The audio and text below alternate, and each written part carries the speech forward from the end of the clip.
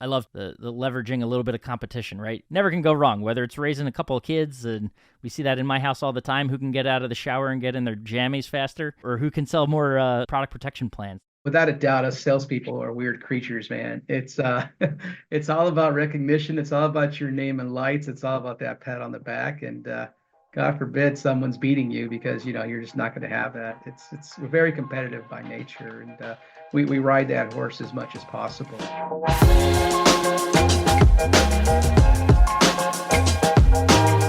Welcome into the Independent Thinking Podcast. This is your host, Rob Stotts. We're heading out west today to Southern California, and a stop we've made on this podcast before, but talking to Howard's, a member of Nationwide Marketing Group out there in the LA area and thereabouts, up and down the Southern California coast, and specifically talking to Mr. Mike Sanchez, SVP and COO at Howard's, about a topic that I promise you, Mr. Chad Barris, if you're familiar with him here at Nationwide Marketing Group, he did not pay me to say this, but if he wants to put a check in the mail, I'll gladly accept it and deposit it. But a topic that I do enjoy talking about, and that's product protection, because it's one of those things, it's one of those offerings and benefits, services that we have here at Nationwide Marketing Group that it almost feels protected in a sense. You see margins go up and down across a lot of different categories, and whether appliances, CE, the list goes on. Product protection and those warranty offerings seem to be, for lack of a better word, a protected sort of thing, right? It's one of those add-ons that a customer, whether they know it or not, they need it. And it's just sort of how you present it to them. But it is money directly to the bottom line of that retailer if you're able to make that sale, and your sales team is educated and armed with the tools to be impactful in their product protection pitches. And Howard's, as we come to learn through the conversation with Mike, is very well attuned at doing just that, at arming their team and giving them the resources they need to be successful in the product protection space. And they're leaning into the Nationwide Marketing Group and the EPIC program, but I think really what this gets to, and the conversation with Mike gets to, is that it's how they approach it and the way they lean into the competitive nature of a sales team to make this something that's fun for the Howard's team, but also, in turn has that benefit to what they're doing and their business. So a great conversation, obviously, also diving into the rest of the Howard story and how things are going there, and so much more, but really great opportunity to talk about these programs and how Howard's is doing it right. So let's just dive into it. This is Mike Sanchez here of Howard's on the Independent Thinking Podcast.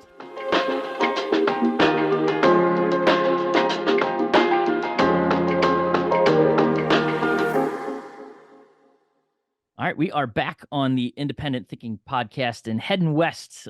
So across 3 different time zones for a podcast today. I'm sitting here just outside of Philadelphia, and excited to have Mr. Mike Sanchez, SVP and COO at Howard's on the West Coast. Are you in LA, like around in and around LA, or like where are you at?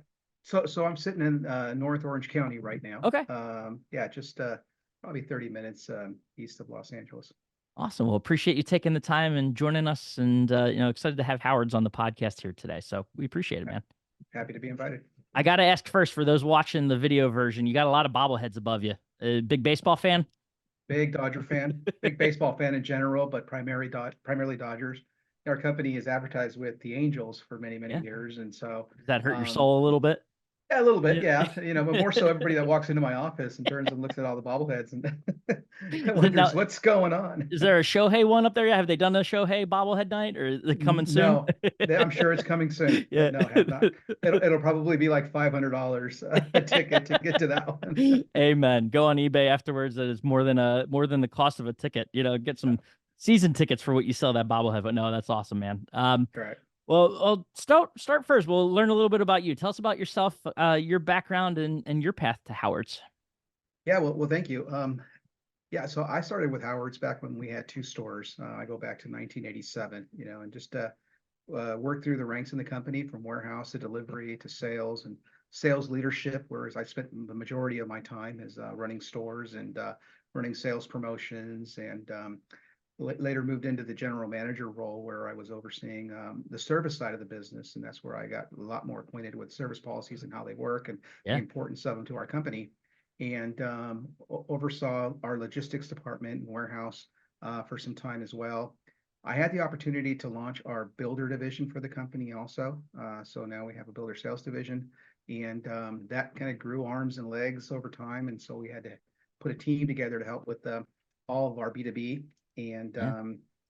I also helped launch our home delivery and installation division, where we are now partnered directly with the owners of trucks and installation fleet and sign contracts with them directly. So we're able to manage our customer service at a much better rate than working through a third-party company. Not that there's anything bad about that. It's just it works better for our model here Yeah. in Southern California. And as of last September, I was promoted to Chief Operating Officer.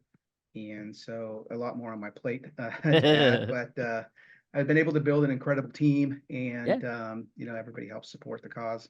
Yeah. How long did you say you've been with Howard's now? It's just over 35 years. So I mean, you've seen some tremendous growth and change, which has to be, I imagine, cool from your seat to just go through that history with the company to like, over even just the last couple of years. I think about the number of stores that have opened in like the last 5 years for how, and the experience centers, like everything going on has to be really cool from your perspective. No, absolutely. We've seen transformation. We've seen competitors come in, competitors go out. We saw the change in, the big box stores and how they made appliances a very important part of their portfolio and what that does to our business and how we've had to step into different arenas. We used to be not a luxury appliance dealer, very, very core only. And now our luxury business is creeping up on 20% of our business, Wow. which we never expected, but have to do Yeah. it, right? Because you have to sell what competitors don't. We've brought mattresses into our portfolio. And, although we could all do better in mattresses, we're getting there little by little. So we've made some adjustments. And yes, the experience centers are a big part of the way we want our look and feel to be for our customers. And so we have 7 experience centers today, and the others are stores that look very much like one, but don't have all the appliances live and Sure. such. So yeah, big changes. I had the opportunity to work side by side with Howard Roach when I ran our flagship store in San Gabriel, and spent 6 years working right next to him, and learned a lot from the man. In fact, we're having lunch together this coming Friday, and Awesome. so he's still around in the community, and Yeah. we like to call him and pick his brain from time to time. I'm sure. What's he think? I have known that now. What's he think of business today and kind of what it's become? You know, Howard shakes his head a lot, Yeah. Makes sense. No.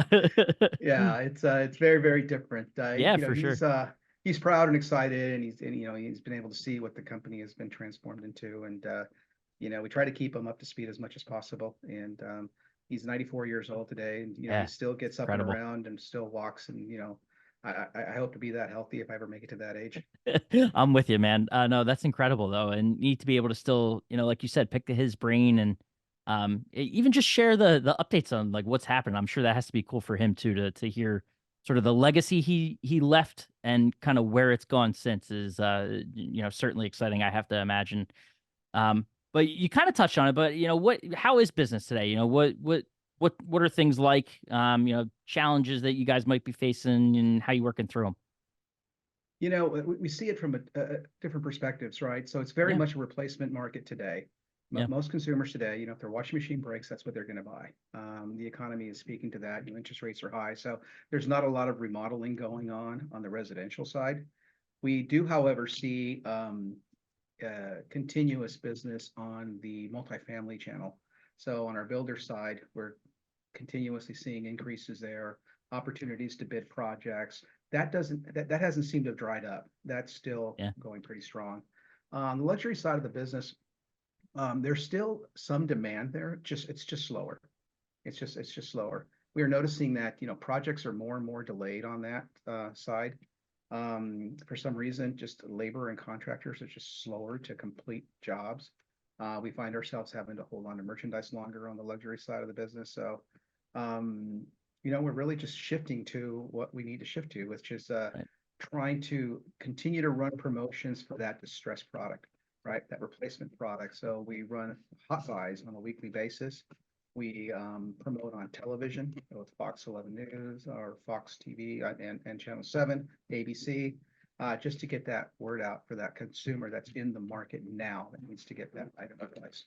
Yeah, no, that's I think important to hear, right? And no matter the size of the business too, the fact that you guys are still out there kind of pumping the volume up on who you are and where you are and how to come find you.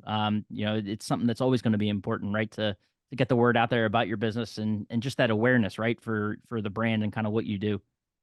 Yeah, no, that in combination with tremendous partnerships with our vendors, Mhm. keeping them on the loop on what our needs are and what our market's doing, and they've been great supporters of all of our initiatives. No, that's all. And kind of nice segue without even thinking about it having to be one is the fact that in a market like it is today, those sort of attachments and kind of what you mentioned it earlier, right? The importance of what they are. I know we'll dive deeper into it, but just at a high level, talk about the importance and sort of I know you were a big part of bringing them in there. The product protection and warranty programs, kind of what they mean to the business for Howard's today. Yeah, so if we go back in history on Howard's and how we ran our service protection plans back when I started with the company, we had a fleet of about probably 25 technicians, all in the field, doing work in the field. And as things got more and more expensive and challenging, to be able to maintain a fleet like that became more and more difficult. So we found ourselves having to partner with third-party warranty companies, and we did so, right? Mhm. One of the more recent companies that we partnered with was the Epic Protection Plan. And, everything out of the gate worked fantastic. The processing of claims, the service level, the partners that they hire for repair in the homes, they're great. Our company decided to shift at one point in time and tried to go self-insured again. And so we went that route. And we all want more and more profit, right? So we figured, okay, if we self-insure, we'll probably gain an additional 20 points of margin here, and let's take advantage of it. Let's do it. What we didn't completely think of was all of the support that's needed when you do something like that. So do you have the proper team in place or the amount of people in place to be able to field these calls, be able to dispatch service, be able to send out the contracts on time to your consumers, make sure that they fully understand them, what's involved there. So we did it for 12 months and only to realize that, it's a huge undertaking. And so, as things get more and more challenging, in business, you find yourself having to scale back sometimes, right? You have to take a step Sure. back and say, oh, you know what, let's figure out what used to work. And there's nothing wrong with just taking a step back and partnering with what was working before. And the Epic team was great. We sat down, we spoke to them, and they said, absolutely, welcome back to the family. Be happy to take you back. And they made the transition seamless. Everything worked out really well. In fact, we were able to partner with them on the policies that we sold in-house. And they have now taken them over, and they're servicing our customers, and it's been completely seamless. No, that's awesome. We still maintain customer service management here, which Sure. reports into Yeah. me. And we want to make sure that if the customer does need to speak to a Howard's representative, their first call is going to be to the store always. They always Yeah. want to speak to their salesperson. Yep. So they go to their salesperson. Salesperson will help them navigate through the channels of getting the scheduled call done, and that's pretty quick and easy. In the event that they need to speak to somebody above that level, then Rose Goodman, who's my customer service manager, she's incredible. So they'll speak to her, and she understands the business very, very well. So we have her, and then we have the Epic team, right? They call Yeah. into Epic directly. They're going to get the answers they need from them in regards to scheduling and knowing when their product's going to get serviced and such. No, that's awesome. And just as an offering in general, talk about the important. I have to imagine I can't, off the top of my head, think that there's many appliance dealers or furniture today, CE especially, out there that aren't offering some type of product protection to their customers as they come in as a potential attachment. But having that as an offering that, without even getting into the hows and what's, but like just the ability to offer, talk about that at a baseline, the importance of it. Yeah, so I think there's not really a consumer today that's not experienced something in their home that's broken or that needed repair at some point in time or another. And everyone's had that challenging experience of, oh my gosh, it's going to be $300 to repair it. Oh, it's going to be $400 to repair it. The challenging part is that when this happens right after the manufacturer's warranty, right? Right. Nobody wants to hear about that. I Yeah. mean, if it's 10 years old, they kind of understand. They don't like it, but they understand it. But when it's after the first year or in the second year, that's when people get disappointed. And our philosophy is that, I want to be your friend 5 years from now. I don't want you to be mad at me for any reason. So I'm going to offer you a plan that's going to make sure that we're still friends in case something happens. Because I didn't make the product, right? And so you can't really hold me accountable for it, but you're going to try to. Yeah. I like that. So, so we deliver that message to our sales department just so they fully understand that, look, what we're trying to offer here is a service to our consumers. Yes, we're going to make some money along the way because at the end of the day, that's what we're in the business of, right? And so at the same time, we need to motivate our salespeople with the right level of commission Yeah. to make it worth their while to take that extra effort. And everybody incorporates their presentation on service plans in a different way. We prepare them the way we believe is going to work best, which is incorporating it into the purchase of the product. It has to be part of the product.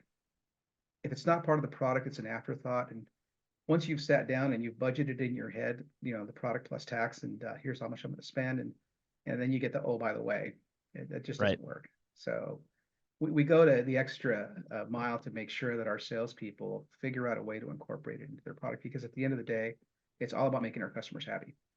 Yeah, no, I love that, and I don't want to bounce around too much, but the journey you kind of took us on through, the Howard's kind of your product protection strategy, an important one, right? I love I think it speaks to trying stuff as a business, right? When again, no matter the size of the business, you got a goal in mind, you set out, attempt to accomplish it, and then I think the important part of it, you learn from it, right? Whether it works or doesn't, you pivot and make a decision to to the benefit of the company. And the getting back in with centricity, or the Epic and the Epic program and the centricity team.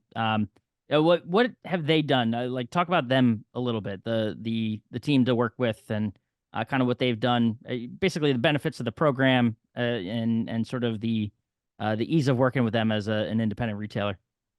Yeah, absolutely. So just the short amount of time that we partnered with them again, they've been out twice for training. They've made 2 visits. They've come out to the stores. They've spent time with our salespeople. They've provided us with marketing materials, which we're going to talk to the features and benefit of the plan.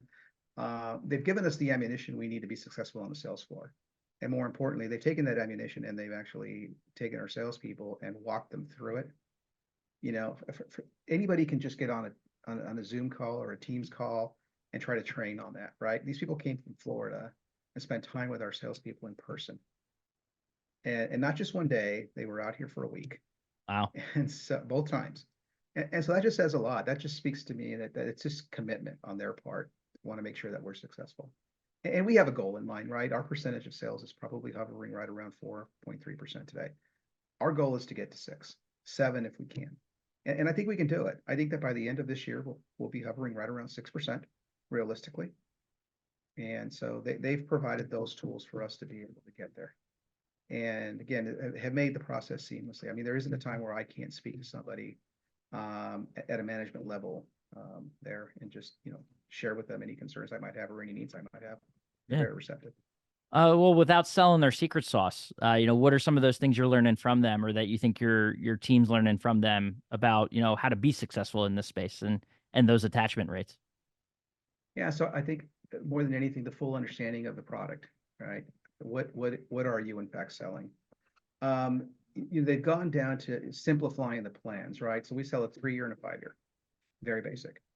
And because at the end of the day, we don't want to confuse our customers. We want it to be very, very simple. You can get it past the breaking period with 3, or you can maximize your opportunity with 5. And straightforward, simple pricing. We tier it based on the price of the unit itself. So it represents a value based on what the consumer is buying. And so they've made that very, very simple. The other part is just the features, the power surge protection and some of the advantages that you have within the plan that cover even in the first year, right? When the manufacturer is covering it, things that the manufacturer doesn't cover. that they'll cover. The surge protection is huge. The food reimbursement is huge. Yeah. Laundry reimbursement is huge. All of these benefits to our consumers are real because again, it's all about what they've experienced in the past, what goes through their mind, and they train you on speaking to the customer as to who's going to use the product. If you're going to buy this product and never use it, then maybe you don't need a service plan. But the majority of our customers are going to use this product and use it a lot. So who's using it and how is it going to get used? And speak to them about how this benefits them based on their lifestyle. Yeah, the important thing that kind of sticks out to me when you say product too, I imagine there's understanding the appliance you're selling, the dishwasher, the refrigerator, but the product as far as what's involved with the service plan as well, and kind of what it covers in the story that can tell. Kind of that's Correct. what you're getting at, right? Correct. Yeah. So I think that having an understanding of every appliance product you sell and what has most commonly gone out and being able to speak to, this range has 4 igniters on the stovetop. Every igniter is electronic. They're going to tick every time you turn it on. Just so you know, the service plan will cover that. If any one of the igniters or all of them go out, you're going to have 100% coverage on these igniters. So, the fact that you're learning about what are the possibilities and giving that customer a real life reason as to why they should have a service plan. Yeah, and at the end, key.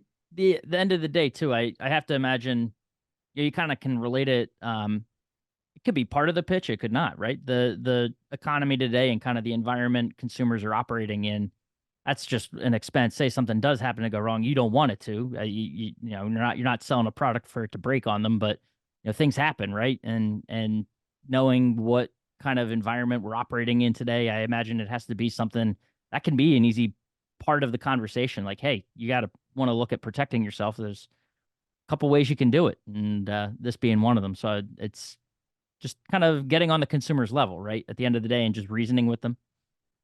That's really what it comes down to. It's got to be important to them, and you got Yeah. to find a reason for them to want to buy it. And so, I use the example many times as to, okay, so it's taken me 2 years to fully understand how this oven works. I finally have the clock, whenever the power outage, I finally got the clock figured out. I got this figured out. I know what setting I need for this. And then all of a sudden it breaks. Okay, so I can go buy a new one, but then I got to start all over again. I got to learn it from scratch. Yep. And so, that's annoying, especially when, you have families that, both husband and wife are working and, nobody has time for that stuff. So it's much easier just to have somebody come out and fix it. And you're back in business. We've talked a lot about, the consumer facing side of this, right? How about obviously trading's a part of it, but kind of incentivizing and enticing your employees too to get on board with this and have it be something where they try once and consumer turns them down and that's it, right? So like what can you say or what can you speak to on the retailer side, the back end side, to get your team excited about trying to attach these product protection plans to things they're already trying to sell? Yeah, so that's a great question. In sales, commission's important, right? And we have our competitors in the big boxes where everybody's hourly, and in the state of California, you have to pay an hourly rate just because the laws are the way they are. But it doesn't mean you can't continue an incentive program on top of that. And in service plans, we pay a 10% commission on the gross sale of the service plan. So $10 for every $100 is good money. Yeah. On top of what the salesperson's making hourly and such. So, and we recognize them. We recognize them for their achievements on a weekly, monthly basis. Here's where you rank for the month. And here's if you're in the top 5, great, good for you. And this is the threshold that we want you to be at, and here's where you are. And so you're calling out the stars, and you're calling out those that are not achieving the goal as well, right? And try to get them to move up as well. So we're paying a lot in commission, but at the same time, we all recognize that service plans can bring a lot of margin to your bottom line, and that's really where it's at. In the environment today where we're selling core appliances just for replacement, you've got to find ways to be able to subsidize your revenue. And so with service plans, it's a great opportunity to do so. Oh, I love that. And I love too the leveraging a little bit of competition, right? And I never never can go wrong, whether it's raising a couple of kids, and you see that in my house all the time, who can get out of the shower and get in their jammies faster, or who can sell more attachment, product protection plans. So it works no matter what stage in life you're in. No, without a doubt, us salespeople are weird creatures, man. It's it's all about recognition. It's all about your name and lights. It's all about that pat on the back. And God forbid someone's beating you, because you're just not going to have that. We're very competitive by nature, and we ride that horse as much as possible, and take advantage of that. Oh, that's incredible. Just one last question. Back to the Epic plan. What, kind of moving forward. I know you guys. Are you recently back? How long has it been since you went back with Epic? We signed just this year. Actually, Okay. we just started in January. So what, as you're kind of getting, the legs back under you there, what are you excited about kind of moving forward with them, and seeing that program and kind of your efforts together grow? I think we have a lot of opportunity moving forward. I think honestly, as we both get creative in finding new ways to market the plan on the floor, maybe tweaking our marketing material in a way that is more enticing to our customers. I mentioned earlier, just growing our percentage of sale to 6% and even north of that, I think is huge. Working together on additional incentive programs for the salespeople, whether it be in the way of contests that they fund. We've done contests in the past with prior warranty companies where they've, invited us to dinner in Las Vegas. We bring the team out to one of the nationwide shows, and, warranty company pays for dinner. And so there's a lot of different things that we can do just to get people to keep this top of mind and keep moving. And so far with their leadership team, they seem to be extremely creative and extremely helpful. So I just see us growing to just a higher percentage of sale. Oh, that's awesome. And I know it's something, we're obviously excited to watch that continue as well from the nationwide side. And, I know I've done product protection podcasts with Chad Burris in the past, and we always love joking about how we can make a topic like this sound sexy, right? It's product protection. What can you really do to make it sound sexy and sell it to, someone? But we find a way every time we get on the line together, and this is no different. I think it's cool to hear it from your perspective as well. The ways you've been able to leverage, whether it's the partnership with Epic and Centricity, or kind of what you're doing within your own stores. It's important to hear. It's one of those, could have been the stalest topic ever, right? But we managed to get through it and talk for an entire episode about it. So we appreciate it. No, absolutely. And I'll leave you with this. On the sales floor, the sales it's not complete unless it's got a service plan. So we train our salespeople to sell the service plan first. Customers already here to buy your stove or your washer and dryer. That's what they came in for. What they don't know is that they need a service plan. So you're not a real salesperson until you sell them what they don't know they need. I love that. No, that's fantastic. No, it's awesome. Well, Mike, we appreciate it. This was a lot of fun, and I look forward to catching up down the line. Yeah, please do. Hey, thanks for the opportunity.